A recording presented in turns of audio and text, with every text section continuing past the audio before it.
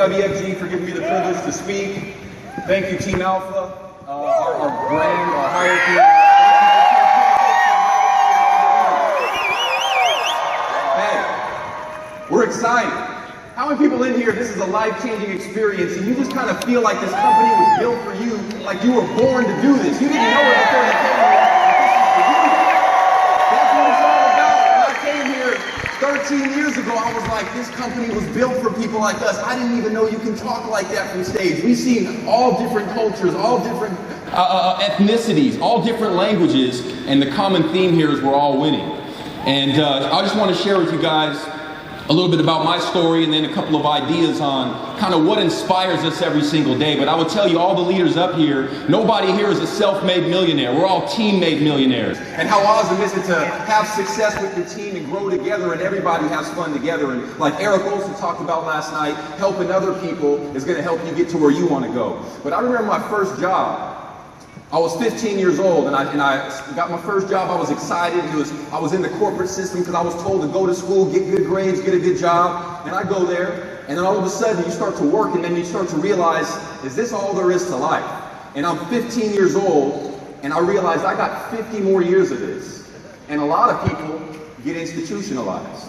You know, unfortunately, a lot of the people that I was around that didn't have fathers in their life, I see them as good kids growing up. You know, we played baseball, we played basketball, we played football, and all of a sudden they went to prison based on the street life and based on the environment we were around, and they came out a different person. And the only word I can use is institutionalized. After a while of being free, you go into this 6x8 cell, and then all of a sudden you need somebody else to tell you what to do, when to do it, when you can take a shower, when you can take a vacation, what you can wear, what you can't wear. And I started realizing as I became a recruiter in WFG that the corporate system institutionalizes people. There was a day when we were born thinking big, but the world conditions us to think small. Have you ever met a 7, 8, 9-year-old child who thinks small? But then all of a sudden one day they're 37 years old and you ask them what their goals are and they say, I don't know, I don't need much, I just want to pay my bills. Get that out of your mouth. What do you mean you just want to pay your bills? We're here to become wealthy so we can give to other people. This is not about us.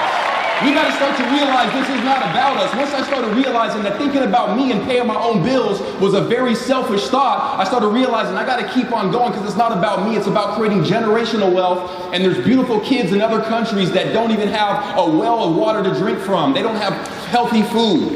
And I'm going to sit here and worry about keeping my cable bill paid and I can't get after this thing to give to other beautiful families. This isn't just about us, guys. I hope you realize that at this convention. And I didn't sign up for that. And I think we got a lot of different cultures here, but I just want to bring you into the first form of labor in America was forced labor.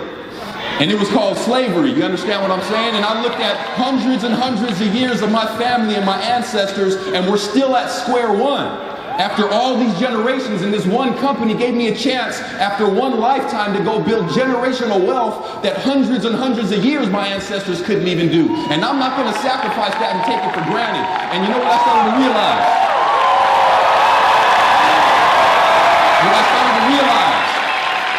I started to realize that the word corporation sounds an awful lot like plantation.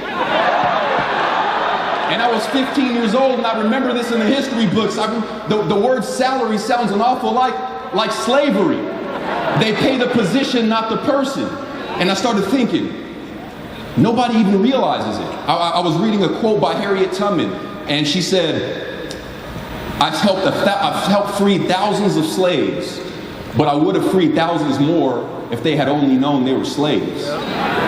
How many people are recruiters and you understand exactly what she meant hundreds of years ago? They don't even realize it.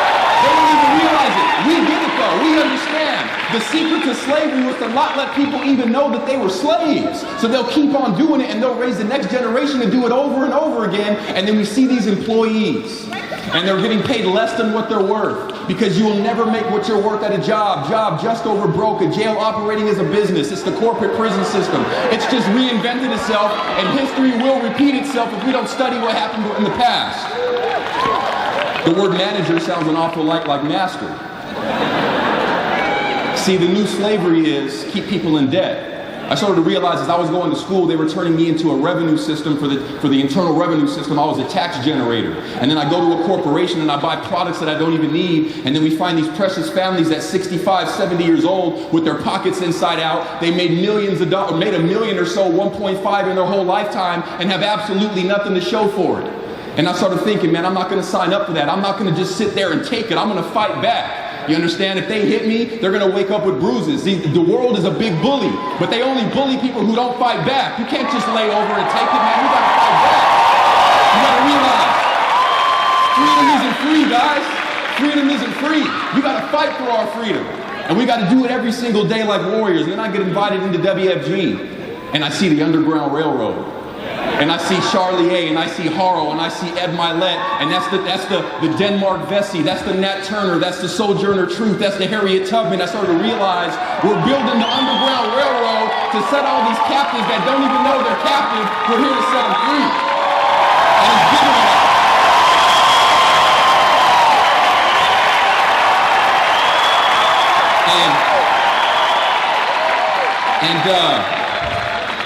And I come in and I didn't know anything about what they said. I was living with my dad. I was 24 years old. I was broke. And I heard the term 401k get tossed around and thought it was a marathon. I didn't know what a 401k was. Didn't know anything. I didn't even have a bank account when I come to the meeting. I didn't even know how to tie a tie. I heard them throw around the word mutual fund. And I thought mutual fund was something you did with your girl on the weekends. I didn't know what it was. I signed up for that though. I hear them say the word stud. And I can only imagine if I went to my neighborhood and called one of my friends studs. We about to be fighting. You don't just call somebody a stud where I come from, man. You about to be fighting. I hear them say awesome, and I thought, awesome? I've never used that word a day in my life. I see high fives. You know, we used to give dap, and I'm giving high fives, and I'm like, this is kind of weird, but I don't know. I hear the term. I come here and I hear the term. You got to sell out. And as a black person, you realize we're not supposed to sell out, right? And I'm like, everything is. It feels good, but I don't know what they're saying right now.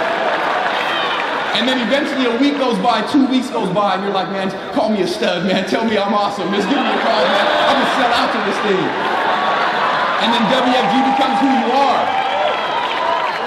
And WFG, guys, is like, you ever go to a fairground where they have those mirrors, and if you're kind of big and stocky, it makes you look long, you know, tall and lanky? Or if you're tall and lanky, you can go to a mirror and it makes you look thick and stocky. Have you ever been to one of those fairgrounds?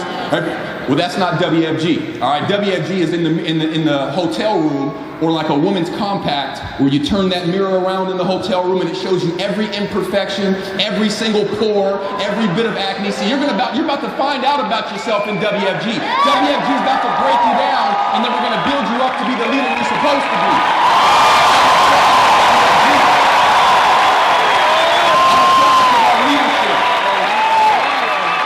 Man, I feel so privileged that I seize the opportunity. So many people see it, but so few people seize it.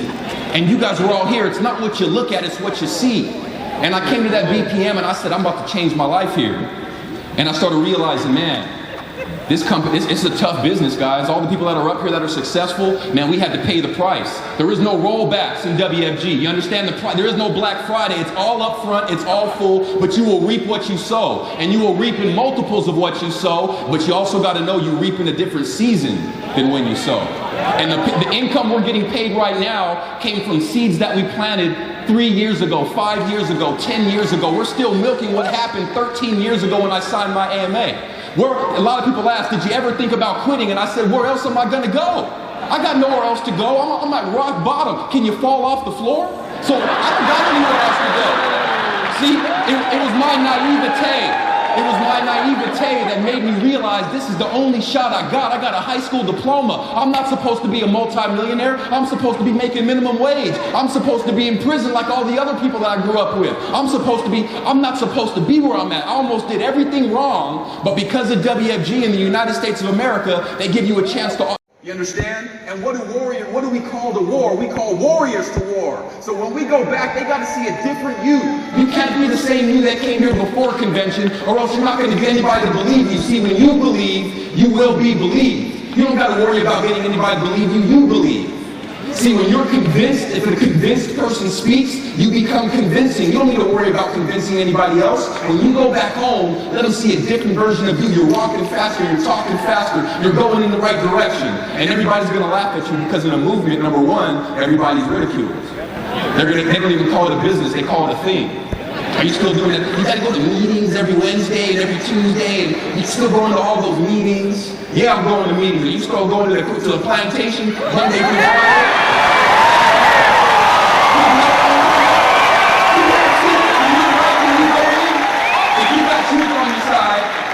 And you're right when you go in, it doesn't matter what they say, you still got truth on your side and you're right when you come out. You understand? We're doing what's right. And this reminds me of the civil rights movement, and it reminds me of a lot of people. Back then we called them haters, nowadays we have trolls. But we were going to win in spite of the trolls. We're going to win despite of what everybody says. And then after that, it becomes strongly opposed. You never see your kids anymore. How come you're not with your family? All you do is work. Money isn't everything. You know, money can't make you happy. Haven't anybody heard you say that? As almost they're insinuating that poverty makes you happy. Yes, happiness is a choice, but I want to be happy and rich versus happy and poor. Go to the ghetto and look at the look on people's faces, and then go to the suburbs and see how people look. Even the dogs in the ghetto are mad at you, man. You know? Get me out of here. And then you go to the suburbs and they put t-shirts on their dogs and walking around. Like, what is that, right? Big old buff dudes walking with little dogs and stuff. Hey, and then the last one, like Monty Holmes said, it's accepted as truth. We always knew you could do it, man. Oh man, this is the successful person of the family. Isn't it funny, by no offense, when you join WFG, like I said, they call it a thing. But if you own, say, a liquor store, you're selling diabetes, cirrhosis of the liver, lung cancer, and lottery tickets, you're a business owner. And they would tell you, hey, this is the successful person of the family, but we're taking care of widows and orphans, and nobody even knows that what we do is so awesome. It says it in the scriptures we're supposed to take care of widows and orphans. And, you know, I just wanted to, just a piece of my heart, no pun intended. I don't got no PowerPoint, you know? I guess this is the PowerPoint. I don't know. I just want to tell you a quick story, and it's called The Christian in the Flood. You know, there was a town with torrential rain, and the town was going under, and it was flooding, and there was a last family that was on the roof, and it was a man on the roof. And a fishing boat comes by and says, the whole town's going under. Get in the boat. And he says, oh, ye of little faith, God will take care of me. And then another boat comes by, and he says, the whole town is going under, get in the boat. And he says, oh, ye of no faith, God will take care of me. And then the next boat comes by, and then he passes up on it, he goes to heaven, and he sees God, and he says, God, why didn't you take care of me? And he says, who do you think set the boat 3 times, you dummy?